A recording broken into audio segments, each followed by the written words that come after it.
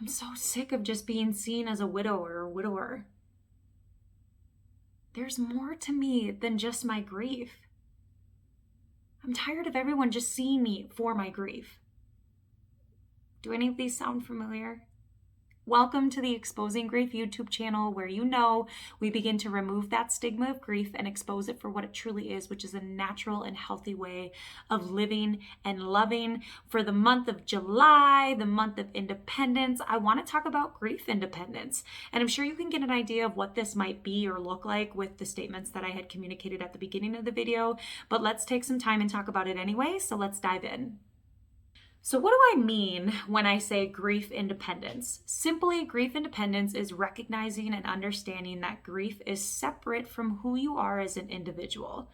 Grief is a part of you. It is not you. You don't define as grief. So we may intellectually know this, but it's getting to the point of being able to physically understand this and emotionally understand this, as well as help other people understand grief is not who I am.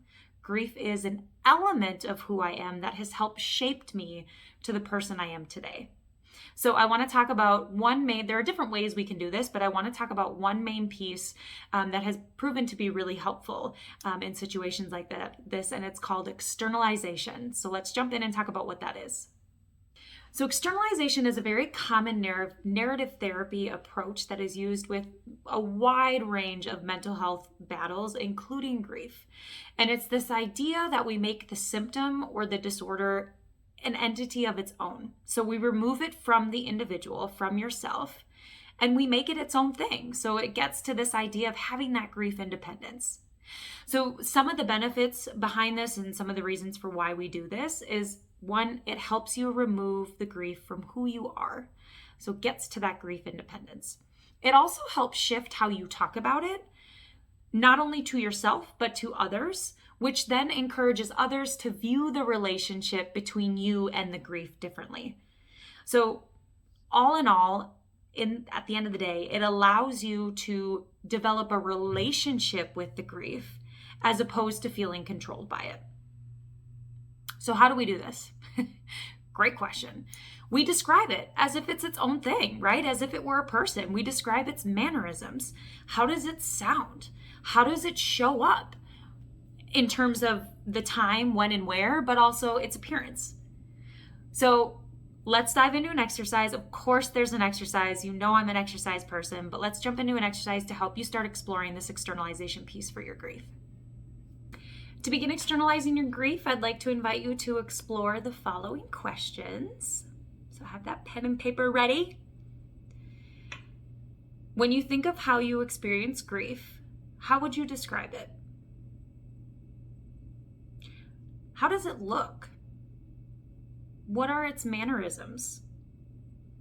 Does it have a sound? So for example, some clients have described their grief as a large cloud that hovers all the time, and sometimes it's lighter. Other times it's really heavy and they can't see a few inches in front of them. Or maybe it shows up as a creature of some sort. When it's present, how does it interact with you? Does it just hang out by your side all day like a shadow? Or is it more interactive?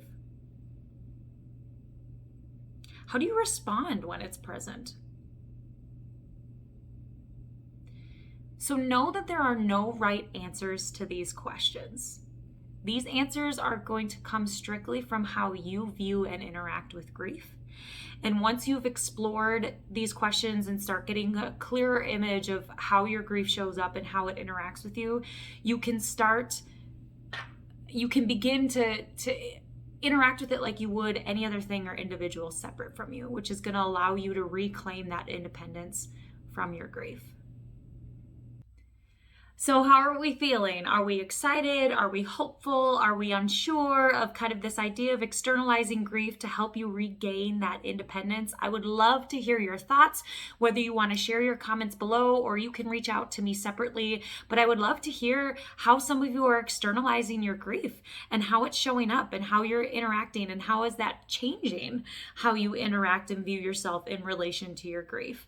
If you want more guidance or you want a little bit more help on exploring some of these questions, please feel free to reach out to me. I do offer a free 20 to 30 minute consultation, and we can talk about what your grief journey and the grief therapy process might look like for you.